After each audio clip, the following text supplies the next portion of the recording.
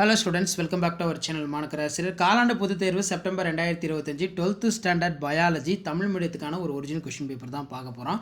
So அது பார்க்கறதுக்கு முன்னாடி மாணக்கராசிரியர் சேனல் சப்ஸ்கிரைப் பண்ணிவிட்டு வீடியோ ஃப்ரெண்ட்ஸுக்கு ஃபார்வர்ட் பண்ணிட்டு பாருங்கள். டோட்டல் மார்க் வந்து 70 மார்க், பயோபாட்னி 35, பயோசுவாலஜி 35.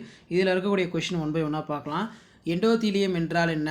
பல்கூட்டு அல்லீல்கள் என்றால் என்ன? தவறாக பொருள்படும் பொருள் சார்ந்த சடுதி மாற்றத்துக்கு இடையே உள்ள வேறுபாடு, குறுக்கேற்ற மறையறு, சைபிரிட் வரையறு, கருவுறு பற்றி நீவிர் அறிவது என்ன, அதன் பயன்பாடுகளை எழுதுக.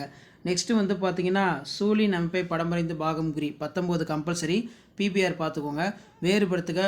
உடல் நகல்சார் வேறுபாடு, கேமிட்டோ நகல்சார் வேறுபாடு, பிணைப்பு குறுக்கேற்றத்திற்கான வேறுபாடு, முழுமை பெறா ஓங்குத்தன்மை, இணை ஓங்குத்தன்மை.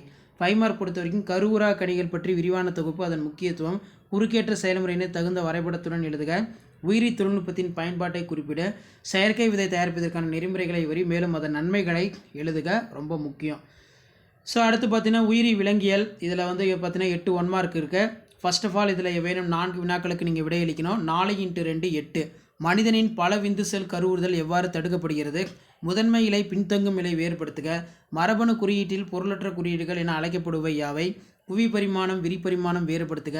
வைரஸ்கள் மூலம் மனிதர்களுக்கு ஏற்படும் நோய்கள் எவேனும் 4 பெயர்களை கூறு. சிறுகுறிப்பு வரைக. அதாவது பியூரியன் ஈஸ்ட். நெக்ஸ்ட் பார்த்தீங்கன்னா 3 மார்க் கொஷின். ஒற்றை செல் புரதம் என்றால் என்ன? பயன்கள். குரோமோசோம் தொகுப்பு வரைபடத்தின் பயன்கள் எவேனும் 3 எழுது. கருக்கொலை சிசுக்கொலை வேறுபடுத்துக. லமார்க்கின் பெறப்பட்ட பண்பு கோட்பாட்டினை தவறென நிரூபித்தவர் யார்? மனித அண்ட செல் அமைப்பை படமறைந்து கூறு.